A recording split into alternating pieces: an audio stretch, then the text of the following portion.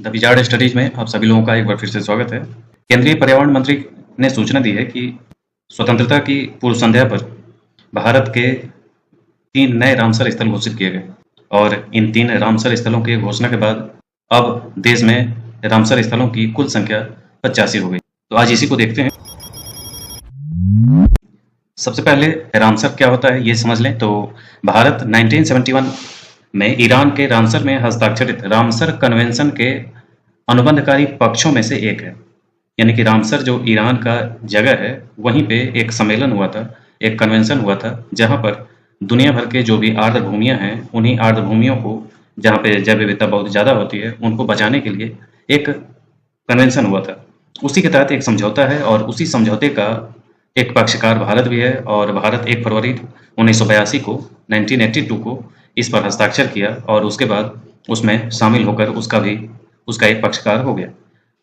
1982 में ही सबसे पहला रामसर स्थल घोषित किया गया था भारत का और 1982 से 2013 के दौरान रामसर स्थलों की सूची में कुल 26 स्थल जोड़े गए थे और वर्तमान सरकार जो 2014 में आई है उससे लेकर के 2024 जो वर्तमान चल रहा है, अभी तक देश में कुल 59 नए आर्द्रभूमि स्थल जोड़े गए और वर्तमान में तमिलनाडु में सबसे अधिक रामसर स्थल 18 हो गए हैं और उसके बाद उत्तर प्रदेश का स्थान है जिसके 10 रामसर स्थल हैं।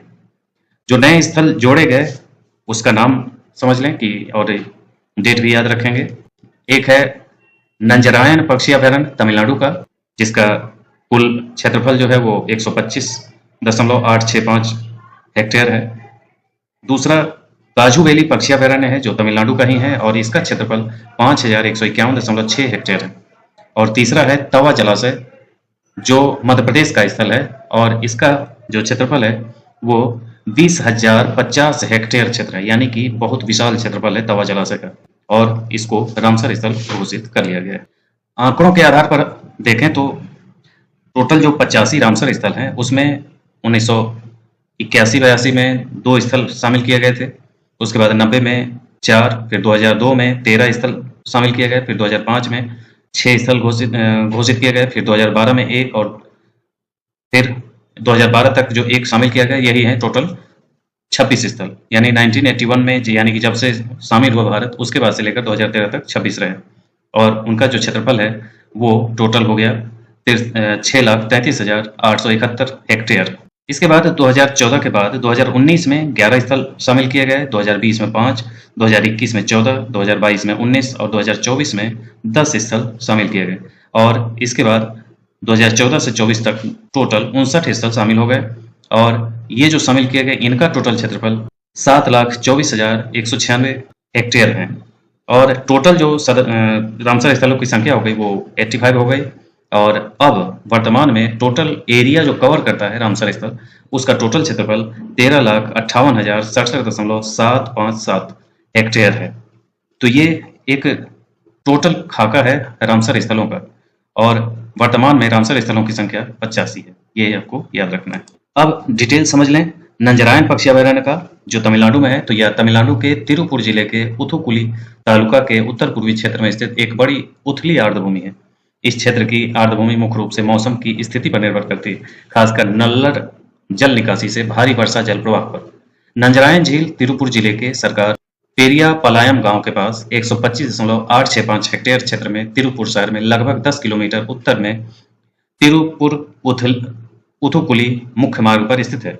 यह झील 2 गांव सरकार पेरिया पलायम और नेरुपरिचल के अंतर्गत आती है। झील का नाम इस तथ्य से पड़ा कि इसे राजा नंजरायन ने मरम्मत और जीर्णोद्धार करवाया था, जो कई शताब्दियों पहले इस क्षेत्र पर शासन कर रहे थे। इसके अलावा इस झील में और इसके आसपास पक्षियों की लगभग 151 प्रजातियां, तितलियों की 87 प्रजातियां, उभयचरों की 7 प्रजातियां, सरीसृपों की 21 प्रजातियां, छोटे स्तनधारियों की 11 प्रजातियां और पौधों की 77 प्रजातियां दर्ज की गई हैं। यह स्थल स्थानीय पक्षी प्रजातियों के लिए भोजन और घोंसलों के आवास के रूप में कार्य करता है। प्रवासी पक्षी प्रवास के दौरान इस झील को अपने भोजन स्थल के रूप में उपयोग करते हैं और झील क्षेत्र में कृषि उद्देश्य के लिए महत्वपूर्ण जल स्रोत के रूप में भी कार्य करती है। झील भूजल पुनर्भरण के महत्वपूर्ण भूमिका निभाती है। झील को इसकी समृद्ध पक्षी विविधता के कारण तमिलनाडु राज्य के 17वें पक्षी अभयारण्य के रूप में घोषित किया गया है। स्थानीय समुदाय ने झील और इसके आसपास के की रक्षा के लिए पहले ही मजबूत सहयोग बना लिया है। तो ये नंजरायन पक्षी अभयारण्य है, उसी का ये हिस्सा है, जिसमें देखें कि ये एक प्रजाति है उत्तरी शाउलर का बार हेडेड गूंज झुंड। ये सब उसी अभयारण्य का हिस्सा है। ये सब युवा स्पॉट बिल्ड पेलियन झुंड हेरोनरी की छवि, तो ये है झील वाला एरिया। इसके बाद दूसरा जो है काजू वैली पक्षी अभयारण्य, इसका क्षेत्रफल 5151.6 हेक्टेयर क्षेत्र में फैला काजू वैली पक्षी अभयारण्य वर्ष 2021 में तमिलनाडु में 16वां पक्षी अभयारण्य घोषित किया गया था। यह पांडिचेरी के उत्तर में विल्लुपुरम जिले में कोरोमंडल तट पर स्थित एक खारी उथली झील है। यह झील खारे उप्पुकल्ली खाड़ी और एडियानथुनु मोहाना द्वारा बंगाल की खाड़ी से जुड़ी हुई है। काजू वैली महत्वपूर्ण और जैव विविधता से भरपूर आर्द्रभूमि में से एक है। यह झील प्रायद्वीपीय भारत की सबसे बड़ी आर्द्रभूमि में से एक है। झील को जल विशेषताओं के आधार पर 3 भागों में विभाजित किया जा सकता है। खारे पानी वाला मुहाना वाला भाग, समुद्र के पानी को खिलाने वाला उप्पुकाली खाड़ी और ताजे पानी वाला काजू वैली बेसिन। तो ये 3 एरिए हैं जो सब मिला करके काजू वैली पक्षी अभयारण्य। काजू वैली पक्षी अभयारण्य मध्य एशियाई फ्लाईवे में स्थित है और यह प्रवासी पक्षियों की प्रजातियों के लिए एक महत्वपूर्ण पड़ाव स्थल है और स्थानीय पक्षियों की प्रजातियों के लिए प्रजनन स्थल, मछलियों के लिए प्रजनन स्थल, जलभृतों के लिए एक प्रमुख पुनर्भरण स्रोत के रूप में कार्य करता है। खारे पानी के क्षेत्र में एविसेनिया प्रजाति वाले अत्यधिक खराब मैनग्रोव पेंच पाए जाते हैं। पहले के वर्षों में इस क्षेत्र में कथित तौर पर उष्णकटिबंधीय शुष्क सदाबहार वन थे और इस क्षेत्र में रीड, जिसे टाइफांगुस्टाटा कहते हैं, कई 100 हेक्टेयर में पाया जाता है। तो ये काजू वैली पक्षी अभयारण्य है, उसी का ये हिस्सा है। उसमें इस टाइप की प्रजातियां और वनस्पतियां ये सब पाई जाती हैं, ये उसी का हिस्सा है। और अगला है तवा जलाशय। ये काफी महत्वपूर्ण रहेगा ये आने वाले पेपर के लिए। तवा जलाशय का निर्माण तवा और देनवा नदियों के संगम पर किया गया है। मलानी, सोनभद्र और नागद्वारी नदियां तवा जलाशय की प्रमुख सहायक नदियां हैं। तवा नदी एक बाईं तट की सहायक नदी है जो छिंदवाड़ा जिले के महादेव पहाड़ियों से निकलती है, बैतूल जिले से होकर बहती है और नर्मदापुरम जिले में नर्मदा नदी से मिलती है। नर्मदापुरम जो है ये होशंगाबाद का नया नाम है, नर्मदापुरम। तो यह नर्मदा नदी की सबसे लंबी सहायक नदी यानी कि 172 किलोमीटर लंबाई है। तवा जलाशय इटारसी शहर के पास स्थित है। जलाशय मुख्य रूप से सिंचाई के उद्देश्य से बनाया गया था, हालांकि बाद में इसका उपयोग बिजली उत्पादन और जलीय कृषि के लिए भी किया जा रहा है। तवा जलाशय का कुल डूब क्षेत्र 20,050 हेक्टेयर है। जलाशय का कुल जलग्रहण क्षेत्र 5,98,290 हेक्टेयर है। तवा जलाशय वन विभाग जिला नर्मदापुरम के प्रशासनिक नियंत्रण में आता है।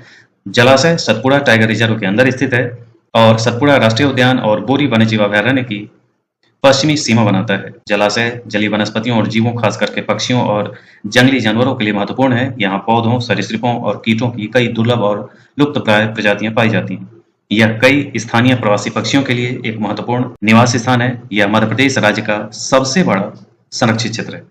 यह क्षेत्र पारिस्थितिक, पुरातात्विक, ऐतिहासिक और वानिकी दृष्टिकोण से कई अनूठी विशेषताएं धारण करता है। तो यह है तवा जलाशय का एरिया। तवा नदी के बारे में भी ये पॉइंट्स याद रखेंगे कि ये इसकी सहायक नदी मलानी, सोनभद्र, नागद्वारी नदियां ये हैं जो तवा जलाशय की प्रमुख सहायक नदी है। तवा नदी के बाईं तट से की सहायक नदी छिंदवाड़ा जिले में महादेव पहाड़ियों से निकलती है, बैतूल जिले से होकर बहती है और नर्मदापुरम जिले में नर्मदा नदी में मिल जाती है, यानी कि नर्मदा की सहायक नदी है तवा नदी। यह नर्मदा की सबसे लंबी सहायक नदी है जो 172 किलोमीटर लंबी है। तो ये था रामसर स्थल जो 3 नया शामिल किया गया, उससे संबंधित पूरा तथ्य। इसी ढंग के अन्य अपडेट्स के साथ हम फिर मिलेंगे। आज के लिए इतना ही, धन्यवाद।